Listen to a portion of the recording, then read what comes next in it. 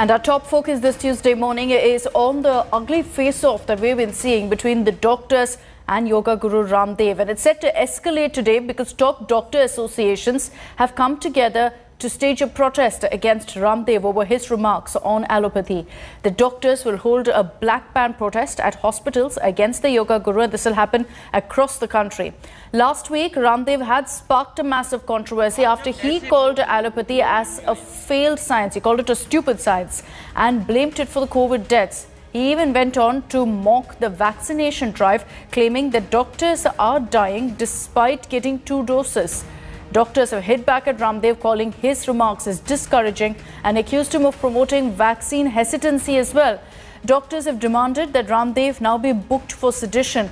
The Uttarakhand Indian Medical Association unit already slapped a 1,000 crore defamation notice to the yoga guru, and they've also demanded a written apology within 15 days. And also take a look at exactly what Ramdev has been saying in the last few weeks, which has caused this massive uproar and a protest by the doctors. खैर arrest तो किसी वो जो है उनका बाप भी कोई नहीं कर सकता स्वामी रामदेव को, लेकिन एक शोर मचा रहे हैं कि quick arrest Swami Ramdev, quick arrest Swami Ramdev. कभी कुछ चलाते हैं, कभी कुछ चलाते हैं, कभी ठग रामदेव, कभी महाठग रामदेव, कभी जो है कभी गिरफ्तार रामदेव। अब चलाते रहते, चलाने दो। तुम अपने लोगों को भी थोड़ा सा बीच बीच में अभी प्रैक्टिस हो गई है ट्रेंड चलाने की, और आप वो ट्रेंड में हमेशा ही टॉप पर पहुंच जाते हो। एलोपैथी की दवा खाने से हुई है। जितने लोगों की मौत हॉस्पिटल न जाने के कारण से हुई, ऑक्सीजन न मिलने के कारण से हुई है, उससे ज्यादा लोगों की मौत ऑक्सीजन के बावजूद हुई है, दवा एलोपैथी की दवा मिलने के बावजूद हुई है, स्टीरॉइड की वजह से हुई है। लाखों लोगों की मौत का कारण एलोपैथी है। मैं कहता हूं एलोपैथी साइंस पूरी खराब नहीं है। मॉडर्न मेडिकल साइंस का हम स्वागत करते हैं, साइंस और टेक्नोलॉजी का विरोध नहीं है। 48 hours from now, a court in Dominica will decide whether fugitive diamond heir Mehul Choksi will be extradited directly to India or if he's going to be sent back to Antigua. There are a lot of questions, a lot of mystery also surrounding his trip to Dominica. And at the center of this mystery is one woman. The Antiguan Prime Minister had claimed that this woman is Choksi's girlfriend, who he took on a romantic getaway. The diamond heir's lawyer, however, has alleged that this woman was part of an elaborate conspiracy to abduct him and to take him out of Antigua. He's claiming that Choksi was honey-trapped. Geeta Mohan and Munish Pandey get you the details.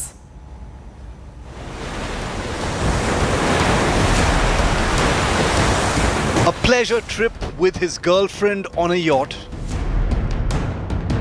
lured by a woman and then abducted to Dominica. Or escape to Cuba gone horribly wrong. Mehul Choksi missing from the Caribbean nation Antigua and surfacing in Dominican custody 2 days later. Replete with multiple unanswered questions, claims and counters. India today has learned that Choksi was indeed with a girl when he landed in Dominica, and that it appears to be a case of being honey-trapped. Sources say the woman was staying in Antigua and sometime back started meeting Mehul Choksi during his morning and evening walks. She also befriended him and later on May the 23rd called him to an apartment to meet her. But when Choksi reached the apartment, many people were already there who allegedly abducted, kidnapped and took Mehul Choksi to Dominica, where he was arrested. Choksi's lawyers, however, say the girl was part of the team which was involved in the alleged abduction and torture of Choksi. एक महिला थी जो उनके पड़ोस में आके रहती थी और फिर उन्होंने शिफ्ट कर लिया था, तो उनकी फैमिली में भी आना जाना था। इवनिंग में वॉक पे मिल जाते थे दोनों आपस में। तो जो इन्होंने, वो लेडी पहले शिफ्ट हुई थी और जो पूरा पता चल रहा है कि वो भी इस ऑपरेशन का हिस्सा थी। तो इनको ट्रैप करने के लिए वो लेडी को सीड किया गया था। The revelation comes days after Antiguan Prime Minister Gaston Browne claimed that Mehul Choksi had fled to Dominica on a romantic trip with his girlfriend. The information that we're getting now is that he may have taken his girlfriend to Dominica, probably to dinner to have a good time and so on, and got caught. Now, that would have been a monumental error. Amidst the twists and turns, India Today has accessed a fresh set of Choksi pictures from the Dominican hospital where he was admitted. Choksi is seen with apparent injury marks on his body, which his lawyers claim are due to beating and electric shocks given to him. Body पे इतनी सारी injuries हैं, आपने देखा face पे इतनी सारी injuries हैं, आंख फूटी हुई है, तो ये जो इंजरीज हैं ये इलेक्ट्रिकल शॉक से दी गई इंजरीज हैं और ये जेन्युइन इंजरीज हैं। और जब उनको उठाया गया फोर्सिबली या एंटीगा से और यॉच पे रखा गया और फिर पुलिस स्टेशन ले जाया गया, तो ये उस बीच के दौरान की ये सारी की सारी इंजरीज हैं। Choksi may also have used forged papers to escape Antigua with his girlfriend. India Today spoke to the travel firm believed to have ferried him to Antigua. The firm under fire now claims it never transported Choksi or his girlfriend. Based on the photos that are circulating, I did not see anybody of that look on this particular boat, or not the boat or anybody that we did clearances for. Nevertheless, this boat that came in did not have any woman on board. The Antiguan Prime Minister earlier claimed that Choksi has been bribing the opposition there to escape extradition. The claim was, however, denied by local politicians. What is happening here, is that they are literally defending the campaign money. So here's a situation in which Choksi had the best law firm representing him. But some UPP individuals befriended him, started to take money from him, small contributions. And he promised them big contributions since they told him that they will get their UPP lawyers to get him off the hook. And that if they win the next general elections, that they will protect him. When Mr. Choksi was taken to Dominica, our understanding is that he eventually was detained, but the persons who brought him there were never detained. But the fact that only he was detained would suggest that those who brought him there had some form of cover. And I wouldn't want to prejudge the matter, but I'm simply saying that that's a question that I would want to see answered. Choksi's Caribbean caper is no less than a Bollywood thriller.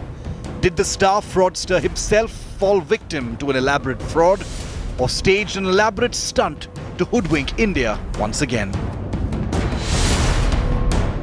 With Geeta Mohan in Delhi, Bureau Report, India Today. We've been getting you all the latest updates in the investigation into the Sagar Dhankar murder case in which wrestler Sushil Kumar is the main accused. But questions now are rising on whether this dangle and death in Delhi involving Sushil was actually a crime of passion. It's now emerged that the crime may not just be a result of a fight over unpaid rent or dues. The Delhi police now say a female friend of Sonu Mehul, who was gangster Kala Jathedi's nephew, was perhaps the reason for this entire ugly brawl.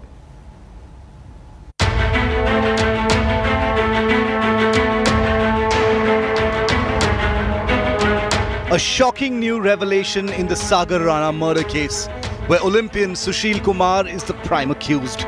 The police have learnt that the gruesome murder could be a crime of passion and may not just be over unpaid rent or gang rivalry. According to sources, gangster Kala Jathedi's nephew, Sonu Mehul, was staying with his girlfriend in Sushil Kumar's model town flat in Delhi. The girl was also friendly with the victim, Sagar Dhankar. And this became a bone of contention between wrestler Sushil Kumar, Sagar Dhankar and Sonu Mehul.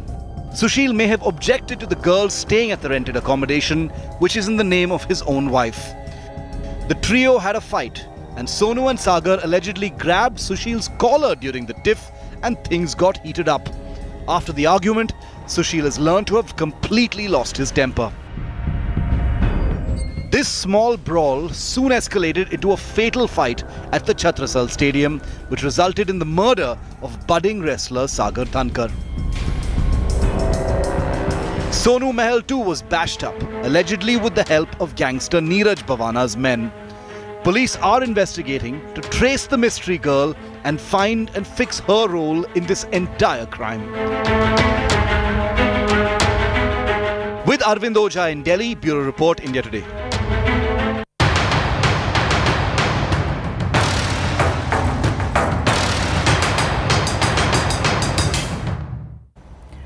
The focus again is on the face-off between the centre and the Mamata government. This after Chief Minister Mamata Banerjee has appointed her former Chief Secretary Alapan Bandyopadhyay as her advisor. The Narendra Modi government has now decided to take action against Alapan Bandyopadhyay despite his retirement from the Chief Secretary post. Sources said that a charge sheet will be filed against him. Despite his retirement, the centre is upset over the fact that Alapan refused to comply with its order, recalling him back to North Block on central deputation. Remember that Alapan had backed his extension sought by the Bengal government from the centre, but then announced his retirement when the centre recalled him for central deputation. Bengal Governor Sagar Dhankar has meanwhile lashed out at Mamata, saying the Chief Minister had indicated to him that she will skip the Prime Minister's Cyclone Yas meet if the Leader of Opposition Shubhendu Adhikari attends it. Dhankar added that democracy was shredded at the Prime Minister's review meet. Now, in this particular face-off that we are seeing over Cyclone Yas, it's escalated with the Bengal Chief Secretary, or at least the former Chief Secretary, Alapan Bandyopadhyay, refusing to join central deputation in Delhi after being recalled by the centre. Later in the evening, Mamata announced that the top bureaucrat was retiring and will now serve as her advisor.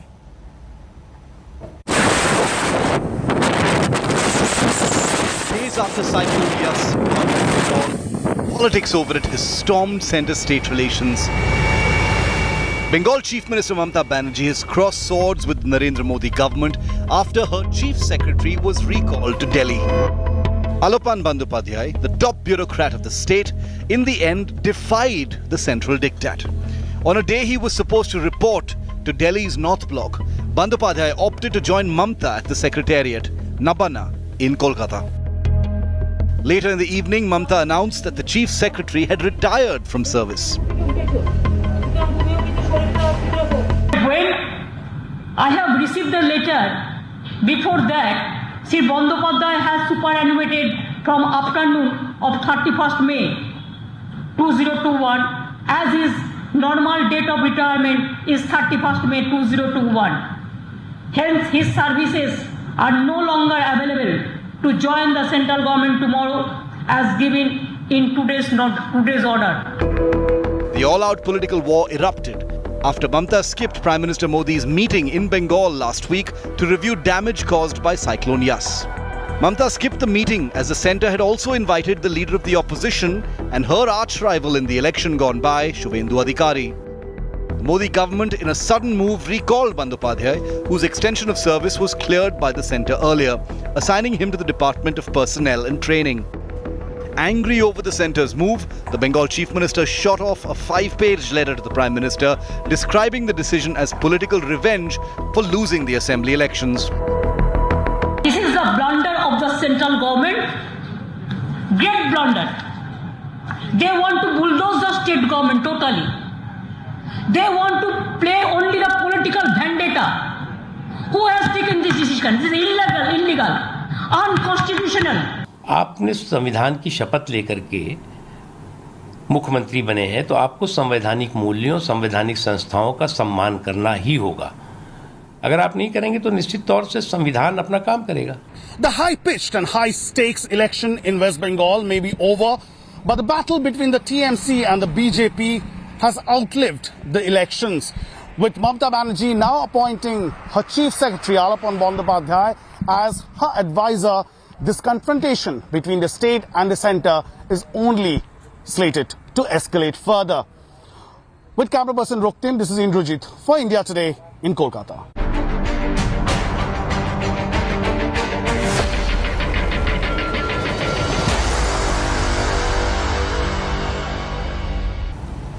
And what came as a boost for the centre yesterday, the Delhi High Court dismissed a petition seeking to halt the construction at the Central Vista Avenue in the national capital. The bench observed that the construction is an essential project of national importance and even levied a fine on the petitioners.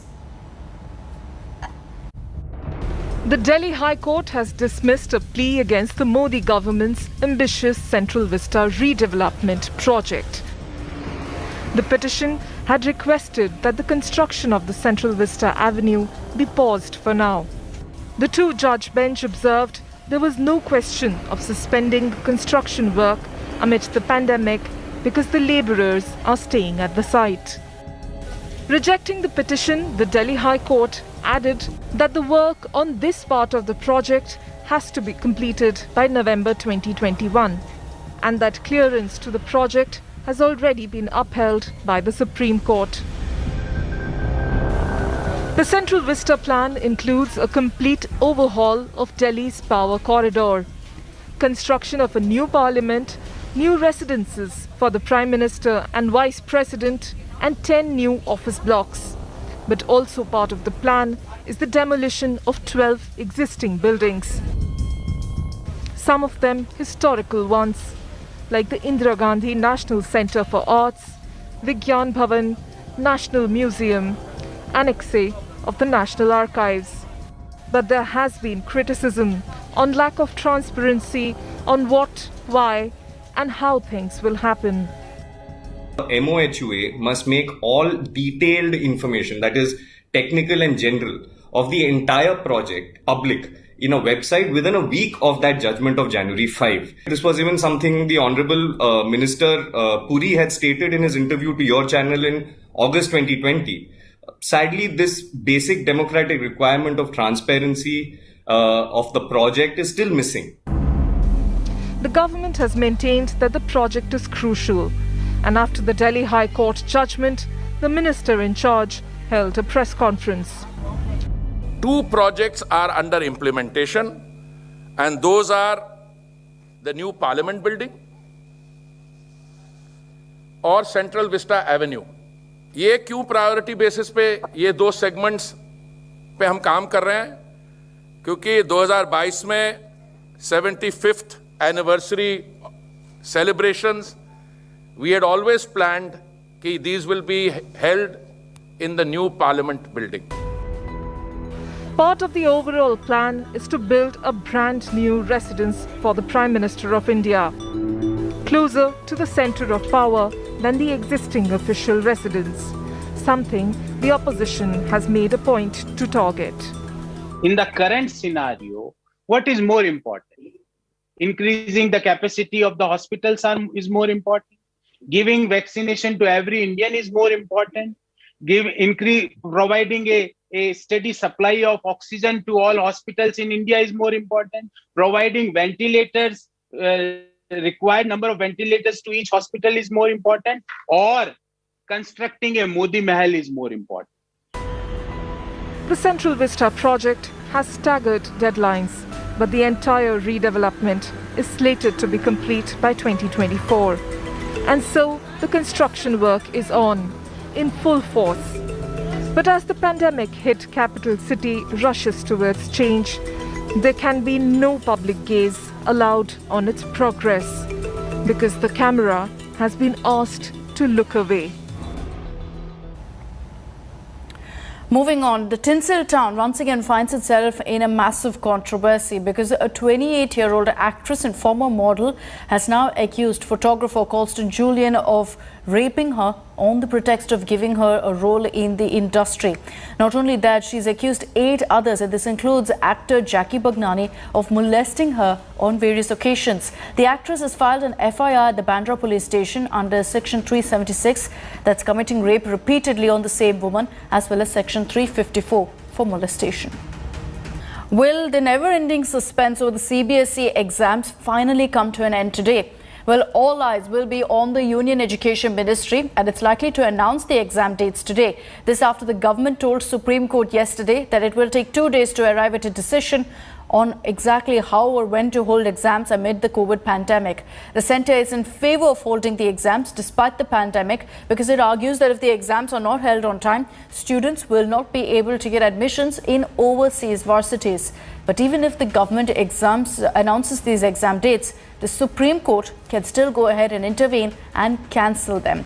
Remember that the CBSE had on April 14th announced cancellation of Class 10 exams and postponement of Class 12 exams in view of the surge in COVID cases. The CBSE had proposed conducting the exams somewhere between July 15th to August 26th and the result to be declared in September.